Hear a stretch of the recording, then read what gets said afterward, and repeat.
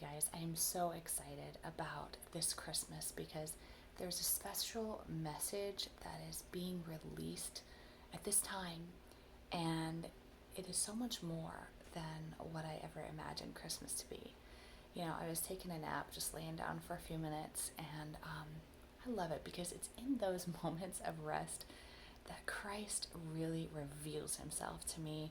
And it just reminds me of Hebrews, where it says, just do everything you can to get into the rest of the Lord, because that is where that place, that settlement, that place of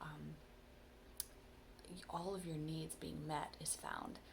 And I love that because that is where God speaks to me the most. It's just when I'm laying down and resting, and oftentimes the wee hours of the morning, just as I'm waking up, the Lord will just speak to me or give me a picture. And I think he does that because we need to quiet our minds and actually hear and receive from him. As I was pondering this word about receiving, and, this Christmas is just reminding me about all the gifts that God has to offer. I actually had this picture of God the Father up in heaven, almost like Santa Claus, just lining up all these gifts that he wants to give us. Laughing and chuckling at the excitement. As a parent, I think about how excited I am to give my kids gifts, and I want to see their faces as they open them and as they get excited about receiving them. And as I was getting this picture in my mind, I thought of the verse in John 1:12, where it says, to as many as received him, to them he gave the power to become the sons of God. And that really struck me, because how often do we busy ourselves in this Christmas and holiday season of giving? Our focus is always about giving, especially in the church, and that is the gift that Jesus gave to us, is this wonderful generosity and his heart of just providing for the needy. Absolutely, God is calling us to that, but sometimes we get lost in that mode and we forget that the true meaning of Christmas is about becoming a really good receiver. See, if we didn't receive this gift that God gave us into every part of our being, then what would we have to offer the world? I mean, truly, the transformative power of Christ and the gifts that he has to give us is found in our ability to receive.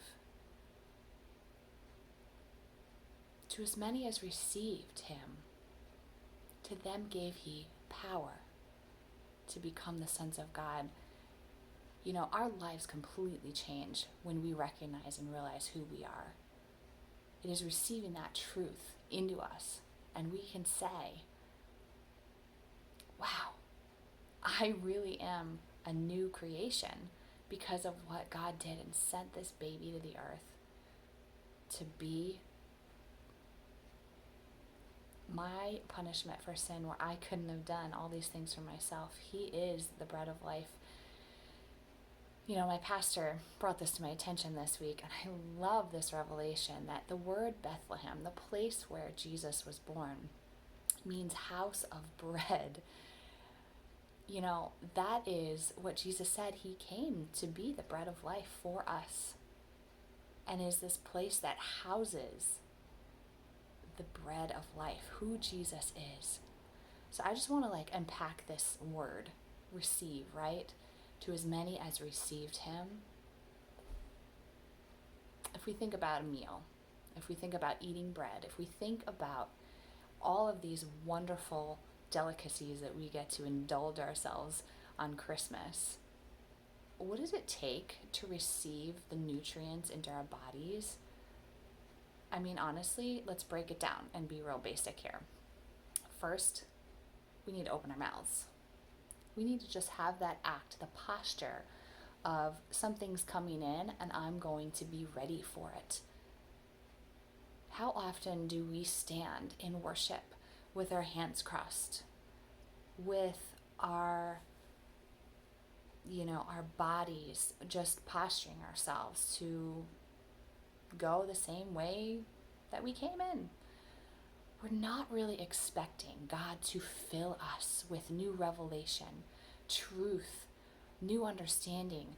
I mean, this is the transformative power to become something different, to become the sons of God, to become and walk out our identity because we've received something amazing. So the first thing is we got to open our mouths, right? The second thing is, receiving, we say yes. Someone offers us a meal or offers us this delicious pie or, something that is going to give our bodies nutrients. We say yes. We open our mouths.